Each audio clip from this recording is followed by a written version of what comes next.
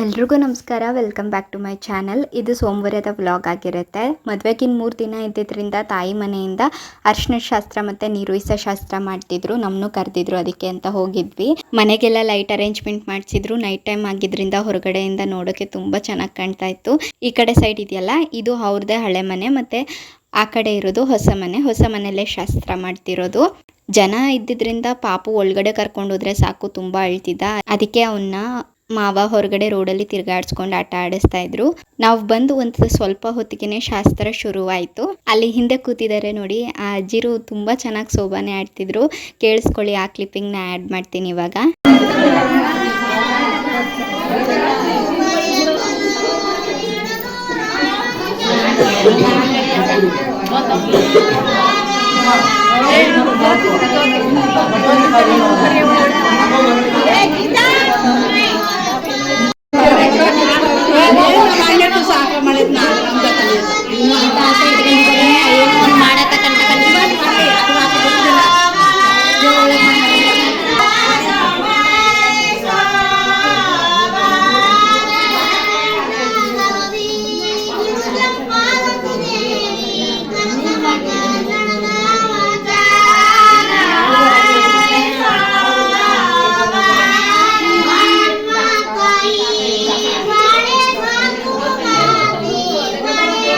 ಮನೆ ಒಳಗಡೆ ಅರಿಶಿನ ಶಾಸ್ತ್ರ ಮುಗಿದ್ಮೇಲೆ ಈಚೆ ಕರ್ಕೊಂಡು ಬಂದರು ನೀರುಯಿಸೋ ಶಾಸ್ತ್ರ ಮಾಡೋಕ್ಕೆ.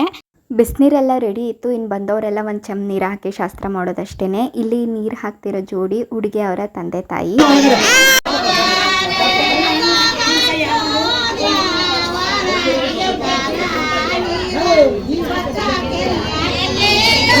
ಅದಾದಮೇಲೆ ಮದುಮಗಳು ಹೋಗ್ಬಿಟ್ಟು ಒಳಗಡೆ ಇನ್ನೊಂದ್ಸಲ ಸ್ನಾನ ಮಾಡಿಕೊಂಡು ಡ್ರೆಸ್ ಚೇಂಜ್ ಮಾಡಿಕೊಂಡು ಬಂದರು. ಇವಾಗ ಅಕ್ಕಿ ಶಾಸ್ತ್ರ ಅಂತೇನೋ ಹೇಳಿದ್ರು, ಅದನ್ನು ಮಾಡ್ತಾಯಿದ್ರು. ಇದನ್ನೆಲ್ಲ ನೋಡುವಾಗ ನನಗೂ ಕಣ್ಣಂಚಲ್ಲಿ ನೀರು ತುಂಬ್ಕೋತು. ಯಾಕಂದರೆ ಲವ್ ಮ್ಯಾರೇಜ್ ಆಗಿರೋ ಕಾರಣ ನಾನು ಇದನ್ನೆಲ್ಲ ಮಾಡಿಸ್ಕೊಳ್ಳೋಕ್ಕಾಗಲಿಲ್ಲ. ನಾನು ಇದನ್ನೆಲ್ಲ ಮಾಡಿಸ್ಕೊಳ್ಳಿಲ್ಲ ಅನ್ನೋ ನೋವಲ್ಲ, ನನ್ನ ಅಪ್ಪ ಅಮ್ಮ ಈ ಥರ ಖುಷಿ ಖುಷಿಯಾಗಿ ನನ್ನ ಮದುವೆಯಲ್ಲಿ ಓಡಾಡಿಕೊಂಡು ಶಾಸ್ತ್ರಗಳನ್ನ ಮಾಡೋ ಅವಕಾಶನ ನಾನು ಅವರಿಂದ ಕಿತ್ಕೊಬಿಟ್ನಲ್ಲ ಅನ್ನೋ ನೋವು ನನ್ನ ಮನಸ್ಸಲ್ಲಿದೆ ಅಷ್ಟೇ. ಅದು ಬಿಟ್ಟರೆ ನಮ್ಮಮ್ಮ ಯಾವಾಗಲೂ ಹೇಳೋರು, ಈ ಥರ ನಮ್ಮ ರಿಲೇಟಿವ್ಸ್ ಮದುವೆ ಇದ್ದಾಗ ಅವರು ಆ ಶಾಸ್ತ್ರಕ್ಕೆ ಕರೆದಿದ್ದಾಗ ಅಲ್ಲಿ ಹೋಗಿ ಬಂದ ಮೇಲೆ ಹೇಳೋರು, ಈ ಥರ ಶಾಸ್ತ್ರ ಮಾಡಿದ್ರು, ಈ ಥರ ಇತ್ತು. ನಾನು ಏನಕ್ಕೆ ಹೋಗಿದ್ದೆ ಅಂತಂದರೆ ಅಲ್ಲಿ ಯಾವ ಥರ ಶಾಸ್ತ್ರ ಮಾಡ್ತಾರೆ ಅನ್ನೋದನ್ನೆಲ್ಲ ನೋಡ್ಕೊಂಡು ಕಲ್ತ್ಕೋಬೇಕಲ್ವ, ಮುಂದೆ ನೀನು ಮದುವೆ ಮಾಡೋಕ್ಕೆ ಇದೆಲ್ಲ ನಂಗೆ ಗೊತ್ತಿರಬೇಕಲ್ವ ಅಂತ ಹೇಳೋರು. ಇವಾಗ ಅರಿಶಿನದ ಶಾಸ್ತ್ರ ಮಾಡಿಸ್ಕೊಂಡು ಎಲ್ಲ ರೆಡಿ ಆಗಿಬಿಟ್ಟು ಫೋಟೋಶೂಟ್ ಮಾಡಿಸ್ಕೋತಾರಲ್ಲ, ಅದನ್ನೆಲ್ಲ ನೋಡ್ಕೊಂಡು ಬಂದು ನಂಗೆ ಹೇಳ್ತಿದ್ರು, ಈ ಥರ ಎಲ್ಲ ಮಾಡಿದ್ರು, ಫೋಟೋಶೂಟ್ ಮಾಡಿಸ್ಕೊಂಡಿದ್ರು, ನಿನಗೂ ಮಾಡಬೇಕು ಇದನ್ನೆಲ್ಲ ಅಂತ ಹೇಳೋರು. ಅದನ್ನು ನೆನೆಸ್ಕೊಂಡು ಸ್ವಲ್ಪ ಬೇಜಾರಾಯಿತು ಅಷ್ಟೇ.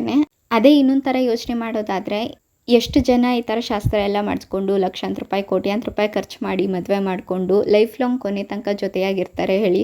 ಅರಿಶಿನದ ದಾರ ತಾಳಿ ಅಂತ ಕಟ್ಟಿಸ್ಕೊಂಡು ಗಂಡ ಹೆಂಡತಿ ಅಂತ ಒಂದಾಗ್ತಾರೆ, ಮತ್ತು ಈ ಪೇಪರ್ ಮೇಲೆ ಸೈನ್ ಹಾಕಿಬಿಟ್ಟು ಡೈವರ್ಸ್ ಅಂತ ತೊಗೊಂಡು ದೂರ ಆಗ್ತಾರೆ. ಇದನ್ನೆಲ್ಲ ಮಾಡಿಸ್ಕೊಂಡು ಮದುವೆ ಮಾಡ್ಕೊಳ್ಳೋದೇ ಹೆಚ್ಚಲ್ಲ. ಅದಾದಮೇಲೆ ಗಂಡ ಹೆಂಡತಿ ಕಷ್ಟ ಸುಖದಲ್ಲಿ ಒಂದಾಗಿ ಯಾವ ಥರ ಕೊನೆ ತನಕ ಜೀವನ ನಡೆಸ್ಕೊಂಡು ಹೋಗ್ತಾರೆ ಅನ್ನೋದು ಮುಖ್ಯ ಆಗುತ್ತೆ ಅಲ್ವಾ. ಹಾಗಂತ ಈ ಶಾಸ್ತ್ರ ಎಲ್ಲ ಮಾಡಬಾರ್ದು ಅಂತ ನಾನು ಹೇಳ್ತಿಲ್ಲ. ಇದೆಲ್ಲ ಆಗಿನ ಕಾಲದಿಂದ ನಡ್ಕೊಂಡು ಬಂದಿದೆ, ಇದು ಮುಂದೆನೂ ಕೂಡ ಮುಂದುವರಿಬೇಕು. ಆದರೆ ಅದಕ್ಕೆ ತಕ್ಕಂತೆ ಗಂಡ ಹೆಂಡತಿ ಕೊನೆ ತನಕ ಜೊತೆಯಾಗಿ ಚೆನ್ನಾಗಿರಬೇಕು ಅಷ್ಟೇ. ಇದು ನನ್ನ ಅನಿಸಿಕೆ ಅಷ್ಟೇ. ಏನಾದರೂ ತಪ್ಪಿದರೆ ಕ್ಷಮೆ ಇರಲಿ. ತುಂಬ ಹೆಂಗಸರು ಇದ್ದಿದ್ದರಿಂದ ನಂಗೆ ಕರೆಕ್ಟಾಗಿ ವಿಡಿಯೋ ಮಾಡ್ಕೊಳ್ಳೋಕ್ಕಾಗಲಿಲ್ಲ. ಯಾಕಂದರೆ ಮೊದಲೇ ಹಳ್ಳಿ ಅಲ್ವಾ, ನನಗೂ ಫಸ್ಟ್ ಟೈಮ್ ಆಗಿರೋದ್ರಿಂದ ಒಂಥರ ಎಲ್ಲರೂ ಮುಂದೆ ವಿಡಿಯೋ ಮಾಡೋಕ್ಕೆ ಒಂಥರ ಮುಜುಗರ ಅನ್ನಿಸ್ತಿತ್ತು. ಸೊ ಎಷ್ಟಾಗುತ್ತೆ ಅಷ್ಟು ಹಿಂದ್ಗಡೆಯಿಂದನೇ ನಾನು ಎಲ್ಲಿ ನಿಂತಿದ್ದೆ ಅಲ್ಲಿಂದನೇ ವಿಡಿಯೋ ಮಾಡಿಕೊಂಡೆ. ಇವಾಗಲೂ ಸೋಬಾನೆ ಹಾಡ್ತಿದ್ರು, ಕರೆಕ್ಟಾಗಿ ಕೇಳಿಸ್ಕೊಳ್ಳಿ. ಒಬ್ಬರು ಸೋಬಾನೆ ಹಾಡಿದ್ರೆ ಲಾಸ್ಟಲ್ಲಿ ಸೋಬಾನೆ ಅಂತ ಹೇಳ್ತಾರಲ್ಲ, ಆ ಟೈಮಲ್ಲಿ ಇನ್ನಿಬ್ಬರು ಕೋರಸ್ ಕೊಡ್ತಾಯಿದ್ರು. ಅದೊಂಥರ ಕೇಳೋಕ್ಕೆ ಚೆನ್ನಾಗಿತ್ತು.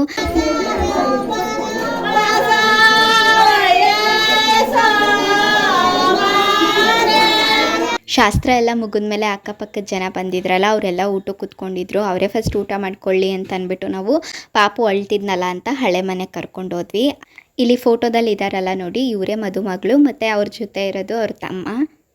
ಪಾಪು ಅಳ್ತಿದ್ನಲ್ಲ, ಅದಕ್ಕೆ ಆ ಹುಡುಗಿ ಪಾಪ ಗೊಂಬೆ ತೆಗೆದುಕೊಟ್ಟಿತ್ತು ಆಟ ಆಡಲಿ ಅಂತ.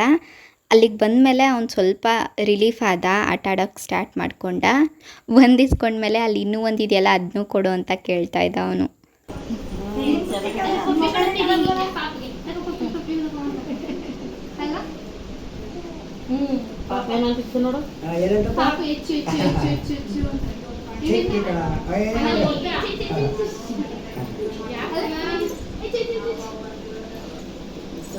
ಒಬ್ಬರಾದ್ಮೇಲೆ ಒಬ್ಬರು ಅಂತ ಅಂದ್ಬಿಟ್ಟು ಒಂದು 4-5 ಮಕ್ಕಳೇ ಸೇರ್ಕೊಂಡ್ವು. ಎಲ್ಲ ಅವನು ಆಟ ಆಡಿಸ್ತಿದ್ರು.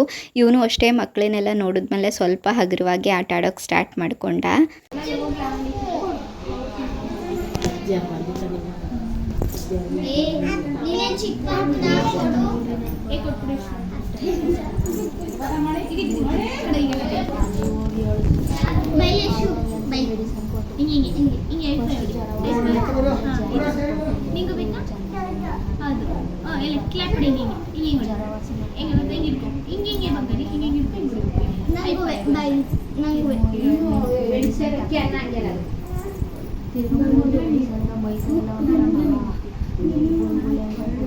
ಸ್ವಲ್ಪ ಹೊತ್ತು ಅವನ್ನ ಆಟ ಆಡಿಸ್ಕೊಂಡು ಹೊರಗಡೆ ಬಂದು ಊಟ ಮಾಡಿಸ್ಬಿಟ್ಟೆ. ಊಟ ಮಾಡಿಸ್ಕೊಂಡು ಹೊಸ ಮನೆಗೆ ಬಂದ್ವಿ. ಇವಾಗ ಸ್ವಲ್ಪ ರಶ್ ಕಡಿಮೆ ಆಗಿತ್ತು. ಊಟ ಮಾಡೋರೆಲ್ಲ ಅಕ್ಕಪಕ್ಕದವರು ಊಟ ಮಾಡಿಕೊಂಡು ಹೊರಟೋಗಿದ್ರು. ಅಲ್ಲೂ ಒಂದು ದೊಡ್ಡ ಗೊಂಬೆ ಇತ್ತು ನೋಡಿ, ಅದನ್ನು ಕೇಳ್ತಾ ಇದ್ದ ಅವನು. ಆದರೂ ಅದೇನೋ ಗೊತ್ತಿಲ್ಲ, ಇಲ್ಲಿಗೆ ಬಂದರೆ ಸಾಕು ಅಳೋಕ್ಕೆ ಸ್ಟಾರ್ಟ್ ಮಾಡ್ಕೊತಿದ್ದ. ಹೊಸ ಜಾಗ ಅಂತನೋ ಏನೋ, ಆಮೇಲೆ ಇಲ್ಲಿ ಮಕ್ಕಳು ಇರಲಿಲ್ವಲ್ಲ ಅದಕ್ಕೋ ಏನೋ ಗೊತ್ತಿಲ್ಲ. ಮತ್ತೆ ಅವನು ಅಲ್ಲಿ ಇರಲೇ ಇಲ್ಲ, ಹೊರಗಡೆ ಕರ್ಕೊಂಡು ಹೋಗು ಅಂತ ಅಂದ್ಬಿಟ್ಟು ಈಚೆ ಕರ್ಕೊಂಡು ಬಂದ್ಬಿಟ್ಟ. ನೋಡಿ ಇಲ್ಲಿ ನಾನು ಅವನ್ನ ಎತ್ಕೊಂಡು ಕಿಟಕಿ ಹತ್ರ ತೋರಿಸ್ಕೊಂಡು ಆಟ ಆಡಿಸ್ತಾ ಇದ್ದೆ. ನನ್ನ ಹಸ್ಬೆಂಡ್ ವಿಡಿಯೋ ಮಾಡ್ಕೋತಿದ್ರು. ಅಲ್ಲಿ ಕಿಟಕಿ ಗ್ಲಾಸ್ ಮೇಲೆ ಕಾಣ್ತಾ ಇದೆ ನೋಡಿ. ಇನ್ನೂ ಸ್ವಲ್ಪ ಜನ ಊಟ ಮಾಡ್ತಾಯಿದ್ರು. ಅವರೆಲ್ಲ ಮಾಡ್ಕೊಳ್ಳಿ, ಆಮೇಲೆ ನಾವು ಕೂತ್ಕೊಳ್ಳೋಣ ಅಂತ ಅಂದ್ಕೊಂಡ್ವಿ. ಆದರೆ ಅಷ್ಟರಲ್ಲಿ ಕರೆಂಟೇ ಹೊರಟೋಗ್ಬಿಡ್ತು. ಕರೆಂಟ್ ಬಂದಮೇಲೆ ನಾವು ಕೂಡ ಊಟ ಮಾಡಿಕೊಂಡು ಹೊರಟ್ವಿ ಅಷ್ಟೇ.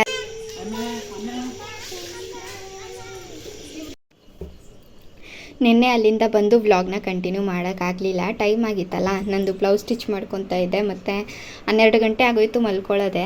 ಅದಕ್ಕೆ ವ್ಲಾಗ್ ಕಂಟಿನ್ಯೂ ಮಾಡಲಿಲ್ಲ. ಇದು ನೆಕ್ಸ್ಟ್ ಡೇ ಮಾರ್ನಿಂಗ್ ನೋಡಿ. ಬ್ಲೌಸ್ ಸ್ಟಿಚಿಂಗ್ ಇಷ್ಟ ಆಗಿದೆ. ಇದು ನಂದೇನೆ ಬ್ಲೌಸು. ಫ್ರಂಟ್ ಪಾರ್ಟ್ಗಳು ರೆಡಿ ಆಗೈತೆ, ಮತ್ತು ಬ್ಯಾಕ್ ಪಾರ್ಟು ರೆಡಿ ಆಗೈತೆ. ಸ್ಲೀವ್ಸ್ಗಳೆಲ್ಲ ರೆಡಿ ಆಗೈತೆ. ಒಂದಕ್ಕೊಂದು ಅಟ್ಯಾಚ್ ಮಾಡೋದು ಅಷ್ಟೇ ಬಾಕಿ ಇರೋದು. ಈ ರೀತಿ ಇಟ್ಕೊಂಡಿದ್ದೀನಿ. ಬಾರ್ಡರ್ ಸ್ಯಾರಿ ಆಗಿರೋದ್ರಿಂದ ಬಾರ್ಡರ್ನ ಯೂಸ್ ಮಾಡ್ಕೊಂಡು ಸಿಂಪಲಾಗಿ ಡಿಸೈನ್ನ ಮಾಡಿಕೊಂಡೆ. ಇದ್ರ ವಿಡಿಯೋ ಶೂಟ್ ಮಾಡ್ಕೊಳ್ಳೋಣ ಅಂತ ಅಂದ್ಕೊಂಡೆ. ನಿನ್ನೆ ಲೇಟ್ ಆಗಿಬಿಟ್ಟಿತ್ತಲ್ಲ, ಅದಕ್ಕೆ ವಿಡಿಯೋ ಮಾಡ್ಕೊಳ್ಳೋಕ್ಕಾಗಲಿಲ್ಲ. ನೆಕ್ಸ್ಟ್ ಟೈಮ್ ನಾನು ಸ್ಟಿಚ್ ಮಾಡ್ಕೊಳ್ಳುವಾಗ ವಿಡಿಯೋ ಮಾಡ್ತೀನಿ ನೋಡಿ. ಸ್ಲೀವ್ಸು ಶಾರ್ಟಾಗಿಯೇ ಇಟ್ಕೊಂಡಿದ್ದೀನಿ. ಒಂದು 5 ಇಂಚ್ ರೆಡಿ ಬರುತ್ತೆ ಅಷ್ಟೇ. ಇದು ಯಾವಾಗಲೂ ನಾನು ಉದ್ದ ತೋಳನ್ನೇ ಇಟ್ಕೊತಾ ಇದ್ದೆ. ಈಗ ಸ್ವಲ್ಪ ಡಿಫ್ರೆಂಟಾಗಿರಲಿ ಅಂತ ಅಂದ್ಬಿಟ್ಟು ಶಾರ್ಟ್ ಸ್ಲೀವ್ಸ್ನ ಸ್ಟಿಚ್ ಮಾಡ್ಕೊತಾ ಇದ್ದೀನಿ. ನಂದು ಸ್ಟಿಚ್ ಮಾಡಿ ಆದಮೇಲೆ ಅತ್ತೆದು ಸ್ಟಿಚ್ ಮಾಡಬೇಕು ನೋಡಿ. ಇದು ಅತ್ತೆದು ಬ್ಲೌಸ್. ಇನ್ನು ಇದು ಅದೇ ಅವತ್ತು ನಾನು ಫಸ್ಟ್ ವ್ಲಾಗಲ್ಲಿ ಶೇರ್ ಮಾಡ್ಕೊಂಡಿದ್ದೆ ನೋಡಿ. ನನ್ನ ಹಸ್ಬೆಂಡ್ ಅವ್ರ ಅಕ್ಕ ಆಗಬೇಕು, ದೊಡ್ಡಪ್ಪನ ಮಗಳು ಅಂತ. ಅವ್ರದ್ದು ಇದು. ಅವರು ಇವತ್ತು ಬರಲ್ವಂತೆ, ನಾಳೆ ಬರ್ತಾರಂತೆ ಮದುವೆ ದಿನ. ಅವ್ರಿಗೆ ನಾಳೆ ತನಕ ಇದನ್ನು ರೆಡಿ ಮಾಡಿಕೊಡ್ಬೇಕು. ತುಂಬ ಟೈಮ್ ಇದ್ದಾಗ ಏನನ್ಸುತ್ತೆ, ಇನ್ನೂ ಟೈಮ್ ಇದೆಲ್ಲ ಬಿಡು ಅಂತ ಅನ್ನಂಗೆ ಆಗ್ಬಿಡುತ್ತೆ. ಅದಕ್ಕೆ ಬೇರೆಯವ್ರ ಬ್ಲೌಸ್ಗಳನ್ನ ಸ್ಟಿಚ್ ಕೂತ್ಕೊಬಿಟ್ಟೆ. ನಮ್ಮದು ನೋಡಿ ಈ ಥರ ಲಾಸ್ಟಲ್ಲಿ ಅರ್ಜೆಂಟ್ ಆಗೋಯ್ತು. ಮಧ್ಯ ಈ ಕುಳ್ಳ ಇದನ್ನಲ್ಲ, ಇವಂದು ಬೇರೆ ನೋಡ್ಕೋಬೇಕು. ಒಬ್ಬರು ನೋಡ್ಕೊಂಡ್ರೆ ಒಬ್ಬರು ಕೆಲಸ ಮಾಡಬೇಕು. ಇದೇ ಥರ ಆಗ್ಬಿಟ್ಟೈತೆ ನಮಗೆ. ಇವನಿಂದಲೇ ಯಾವ ಕೆಲಸಗಳು ಆಯ್ತಾ ಇಲ್ಲ ಸರಿಯಾಗಿ. ಇಲ್ಲಿ ಚಿಟಿ ಹಾಯ್ ಮಾಡು. ಏನು ಮಾಡಲ್ಲ, ಏನು ಬರಲ್ಲ ಇದಕ್ಕೆ. ಪೆದ್ಗುಂಡ್ ಪಾಪು ಇದು. ತಿಂಡಿಗೆ ಅಂತ ಇವತ್ತೇನೂ ಮಾಡ್ಕೊಳ್ಳಿಲ್ಲ. ಬುಪ್ಸಾರು, ಅನ್ನ, ಮುದ್ದೆ ಮಾಡಿದ್ದೆ. ಆ್ಯಕ್ಚುಲಿ ನಾವು ತಿಂಡಿನೂ ಜಾಸ್ತಿ ಮಾಡಲ್ಲ, ಏಕೆಂದರೆ ನಮ್ಮ ಮನೇಲಿ ಎಲ್ಲರೂ ಕೂಡ ಅನ್ನ ಸಾಂಬಾರು ಅಥವಾ ಮುದ್ದೆ ತಿನ್ನೋರೇ ಇರೋದು. ಹಾಗಾಗಿ ಮಧ್ಯಾಹ್ನಕ್ಕೂ ಆಗುತ್ತೆ ಅಂದ್ಬಿಟ್ಟು ಒಟ್ಟಿಗೆ ಬೆಳಿಗ್ಗೆನೇ ಅನ್ನ ಸಾಂಬಾರು ಮಾಡಿಕೊಂಡೆ.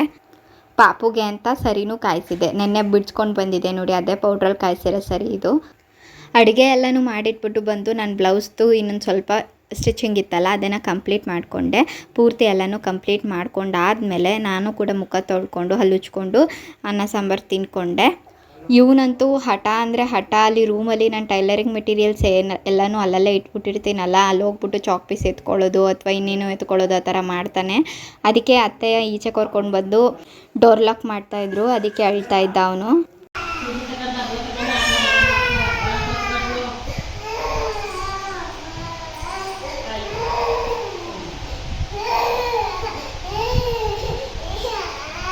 ಅತ್ತೆ ಹಿತ್ತಲಲ್ಲಿ ಕನಕಾಂಬರ ಗಿಡ ಹಾಕಿದ್ರು. ಅದು ನೋಡಿ ಹೂವು ಬಿಟ್ಟಿತ್ತು, ಕುಯ್ಕೊಂಡು ಬಂದಿದ್ರು. ನಾನು ಅದನ್ನು ಕಟ್ಟಿದ್ದೆ. ಒಂದಿಷ್ಟು ಉದ್ದ ಸಿಕ್ಕಿತ್ತು.